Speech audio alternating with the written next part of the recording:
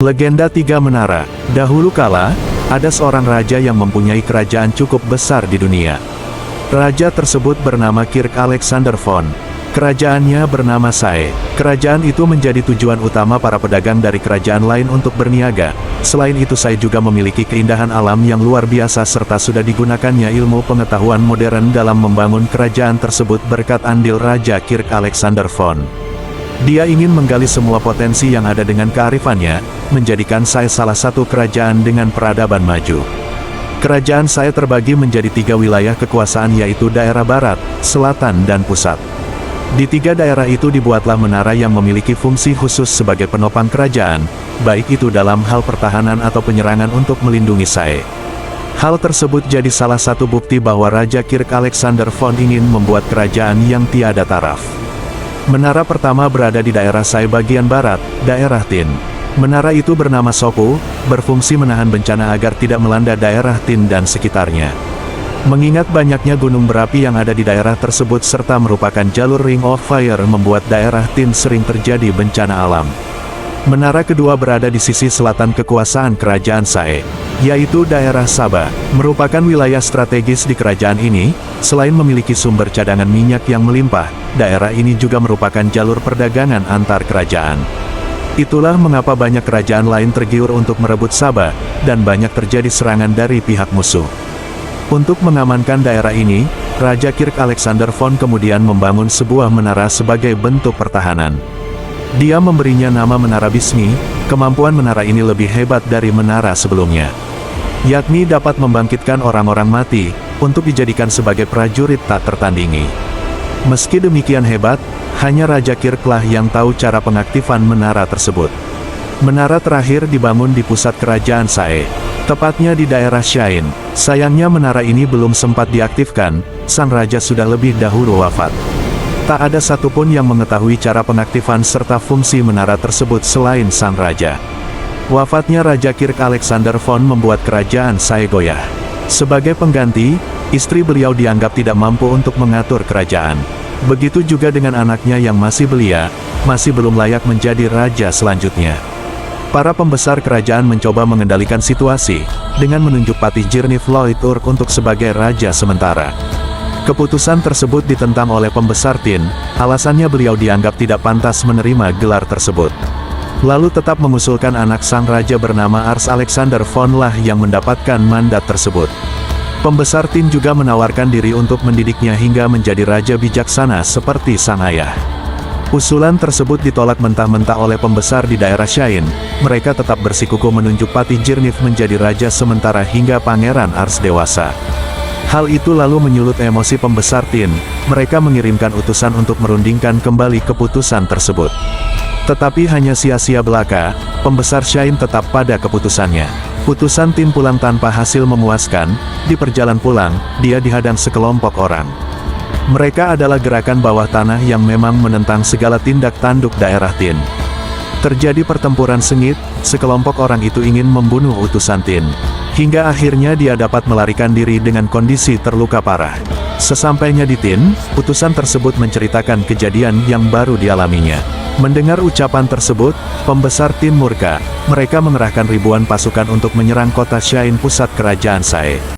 Tetapi sebelum penyerangan itu terjadi, Tin telah diserang lebih dulu, tepatnya di kota Ripan, perbatasan Tin dengan Shain. Penyerangan itu adalah lanjutan dari serangan sebelumnya, saat utusan Tin pulang dari istana kerajaan diserang oleh gerakan bawah tanah. Pimpinan mereka bernama Rengasbar. Pembesar Tin sangat kesal atas apa yang dilakukan oleh pembesar Shain. Dia tak habis pikir mereka akan melakukan sampai sejauh ini. Bagdayung bersambut, pembesar Tin sejak awal ingin menyerang daerah Shain malah diserang duluan.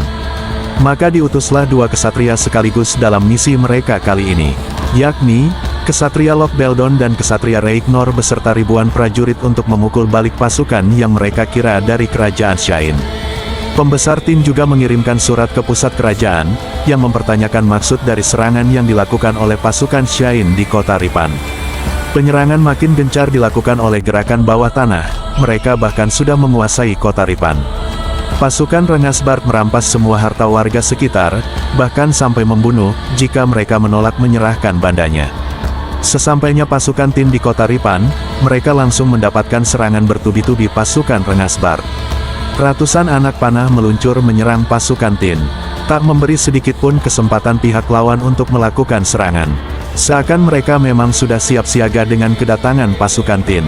Salah satunya dengan membuat jebakan demi menghambat pasukan Tin untuk sampai di kota Ripan. Pasukan Tin kewalahan dengan gempuran pasukan musuh, tak banyak yang bisa lakukan selain bertahan, dan tak menyangka pasukan Shain jauh lebih hebat. Mereka lantas meminta untuk didatangkan pasukan tambahan guna mengalahkan pasukan yang dikira Shain. Pasukan Rengasbar terus bergerak maju memukul mundur pasukan Tin. Walau kalah jumlah, strategi perang pimpinan mereka begitu efektif membuat dua kesatria Tin serta pasukannya tak berdaya. Utusan prajurit yang meminta bantuan sampai di tempat pembesar Tin, dia menceritakan mereka kalah total oleh pasukan Shain. Melihat situasi yang terjadi, dia kemudian meminta usul Datuk Tinggi, orang yang pernah menjadi pengawal pribadi Raja Kirk. Bagaimana caranya agar dapat mengalahkan mereka? Datuk Tinggi mengusulkan untuk menonaktifkan Menara Sopu serta menyuruh semua rakyat berdiam diri di dalam rumah. Tanpa pikir panjang pembesar Tin langsung menjalankan usulan itu, menonaktifkan Menara Sopu. Efeknya langsung terasa ketika menara tersebut dinonaktifkan, daerah itu seketika berguncang, termasuk kota Ripan, guncangannya kian besar dari waktu ke waktu. Menara Sopu merupakan menara pertama dari ketiga menara lainnya, terletak di pusat daerah Tin. Memiliki 8 rangka dasar, dengan 15 lantai, puncak menara terdapat benda mirip antena, serta relief yang menjadi ciri khas ketiga menara. Ukuran yang besar membuat menara ini tampak menonjol dari bangunan lainnya. Menara Sopu ibarat sebuah nyawa. Sebelum menara ini ada, daerah tersebut sering sekali terkena bencana alam. Mereka begitu melindungi dan merawatnya dengan jiwa dan raga. Daerah Tin begitu beruntung karena Raja Kirk Alexander von memberitahu cara menggunakan menara tersebut. Hanya Menara Sopulah yang cara penggunaannya diketahui dibandingkan dengan kedua menara lain penuh dengan misteri. Pembangunan Menara Sopu menjadi awal tercetusnya penggunaan ilmu pengetahuan modern dalam hal pembangunan suatu kerajaan.